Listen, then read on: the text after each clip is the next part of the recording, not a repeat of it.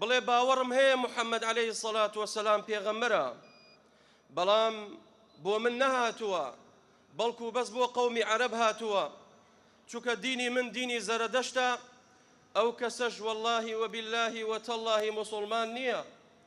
چونکە پێغەمبەری خوا عەلەیهی سەڵات وەسەلام خوای پەروەردگار بۆ هەموو مەخلوقات ناردی، بۆ عەرەب و بۆ عەجەم ناردی. خوای پەروەردگارە فەرمێ: قل يا أيها الناس إني رسول الله إليكم جميعا، من نراوم بولاي إيوة جميعا.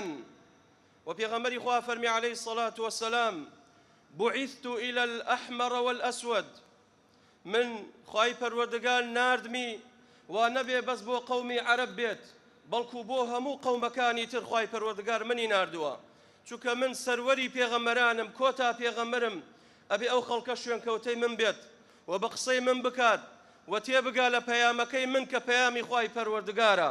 هەر کەسێ لێیلا بدات ئەوە کەسێکی موسڵمان نییە.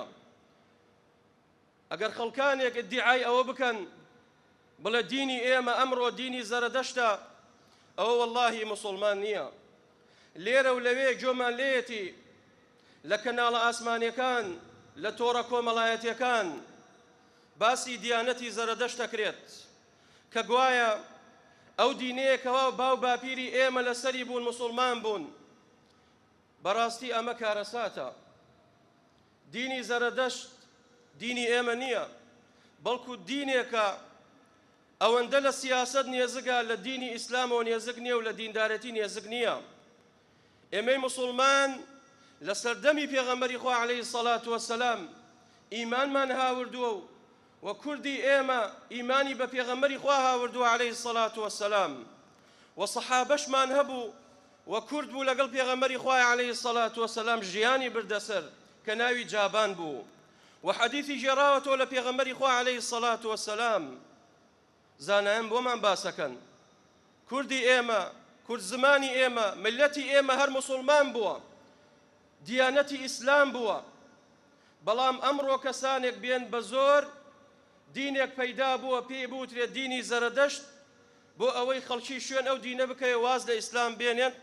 ئەوە بەڕاستی کەسانێکن لە ئاینی پیرۆزی ئیسلام دەرچوونە خوای تەعالا پەنامان بدات. ئەوجا چۆن دینێک دیانەتی زەرەدەشت کە هەر کەسێک لە عەقیدە و بیر و باوەڕی ئەوان چەندە تاوانی هەبێت، بەڵام یەک چاکەیەک بکە، ئەو چاکەیە چییە؟ بچێت جیماع بکە لەگەڵ دایکی خۆی، ئەوە لە معتەقەدی ئەوان خوای تەعالا لە هەموو تاوانەکانی خۆشە بێت. دینێک کە غموڵی تیا بێ و کۆدی تیا بێت، کە ئاینی پیرۆزی ئیسلام زۆر واضحە، زۆر دیارە، ئاشکرایە. خوای تەعالا فەرمێ: وەلەقەد یەسەرنا القورئان للذیکر فهل من مدەکر. ئێمەم قورئانەمان ئاسان کردووە و خوێندنەوەی ئاسانە و تێگەیشتنش لە ئاەتەکانی خوای پەروەردگار هەر ئاسانە.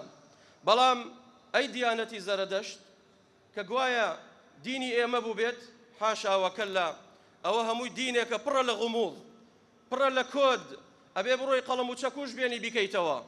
ئەوە بەڕاستی وریابن، ئیعتیزازکەن بە دینی خۆتان کە ئاینی پیرۆزی ئیسلامە، نەک ئیعتیزازکەن بە دینێک کە دایک و خوشکت لێ حەڵاڵ بکات کە زینای لەگەڵا بکەیت و کە پێی ناوترێ زینا لە عەقیدەی ئەوان.